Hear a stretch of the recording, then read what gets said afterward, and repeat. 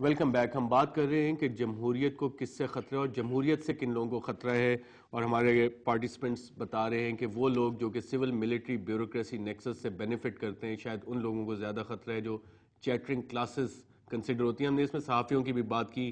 ایک N G او پلڈر جس نے کہ MNAs کے بارے میں کچھ رپورٹ جاری کی تھی اس پہ بھی بات کی، اور سرپرائزنگلی اس کی سورسز آف فنڈنگ تو سامنے ہے ہمارے کہ برطانوی حکومت سے بھی انہیں پیسے ملتے ہیں، اس کے بعد جرمن حکومت سے بھی پیسے ان کو مل رہے ہیں، ایشیا فاؤنڈیشن امریکن ہے شاید وہ بھی ان کو دے رہی ہے، ورلڈ بینک بھی ان کو پیسے دے رہا ہے، USAID بھی پیسے دے رہا ہے. امجد بھٹی صاحب، رانا ثناء اللہ صاحب، فوزیہ وہاب صاحبہ، آپ تینوں سے میرا سوال ہے، جو بھی اس کا جواب دینا چاہے. آپ میں سے کسی کے پاس یہ فگر ہے کہ یہ این جی او پلڈیٹ جب سے بنی ہے اب تک کتنے ملین ڈالرز ان کو مل چکے ہیں؟ I don't have the figure, لیکن یہ کہ they have been receiving huge amounts and they have been receiving them for the last 8 years.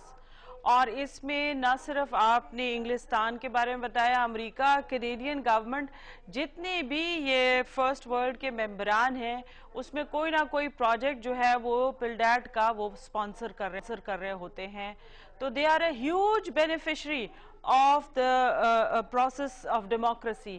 اور اگر وہ اس طرح کر رہے ہیں کہ ایسے وقت میں اس طرح کی منفی رپورٹ شائع کر کے جو کہ پرانی ہے مائنڈ یو، بالکل، خاص طور پہ جب ایسی بھی اطلاعات ہوں کہ اس آرگنائزیشن کے کچھ ممبران خفیہ اداروں کے لیے کنسلٹیشن کا بھی کام کرتے ہوں تو اس پہ مزید شکوک و شبہات ابھرتے ہیں کہ ایسے لوگ جو کہ خفیہ اداروں کے لیے کنسلٹنسی کریں اور پھر جمہوریت اور پارلیمنٹ میں بیٹھے لوگوں کے بارے میں اس طرح کی رپورٹ جاری کریں جس کا ڈیٹا بقول امجد بھٹی صاحب کے جو انفارمیشن منسٹری میں اسکیوڈ ہے، اڈلٹریٹڈ ہے.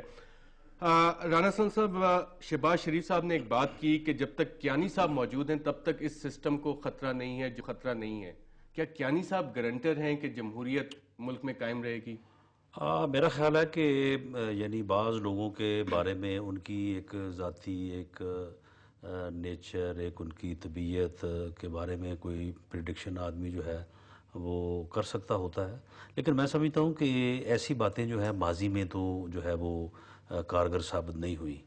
اور ضیاء الحق کے متعلق بھی کسی زمانے میں کہا جاتا تھا کہ یہ بڑا جو ہے وہ نمازی اور بڑا سیدھا سادہ آدمی ہے تو اس کو بنا دیا جائے تو اس سے کوئی ایسا خطرہ نہیں ہوگا.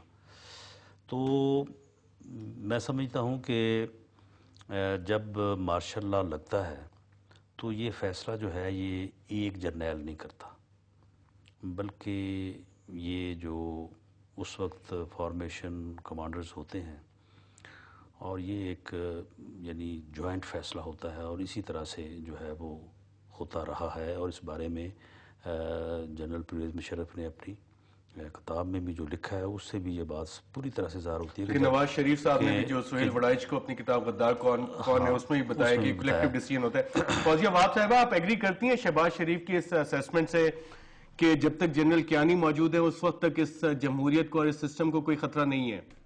بالکل نہیں ایگری کرتی ہوں. میں سمجھتی ہوں ان کا جو یہ بیان ہے وہ جمہوری اداروں کی بے عزتی ہے. انہوں نے جمہوری اداروں کو رسوا کیا ہے اس طرح کا بیان دے کے. وہ کیا کہنا چاہتے ہیں کہ جمہوریت جو ہے وہ فوج کے سائے میں پلے گی، وہ فوج کے سائے میں پھلے گی اور پھولے گی؟ کیا یہ ممکن ہے؟ اٹس ہائی ٹائم کہ ہم اپنے جو رویے ہیں یا جو پرانی سوچ ہم نے رکھی ہوئی ہے اس سے نکلے. یہ ہمارا ملک ہے، یہ پاکستان خود ایک جمہوری عمل کے نتیجے میں وجود میں آیا تھا، تو لہٰذا ہمیں اس طرح کی باتیں کر کے ہم اپنی نظام کی بے عزتی کر رہے ہوتے ہیں، ہم اس کو تقویت نہیں پہنچا رہے ہوتے ہیں. اور میں آپ کی توسط سے ان کو ریکویسٹ کروں گی کہ اس طرح کے بیانات دینے سے گریز کریں. بالکل. یہاں پہ ہم ایک چھوٹا سا وقفہ لینے کے بعد جب ہم واپس آئیں گے تو اس موضوع پہ مزید بات کریں گے کہ جمہوریت کو کس سے خطرہ ہے، ایک وقفے کے بعد.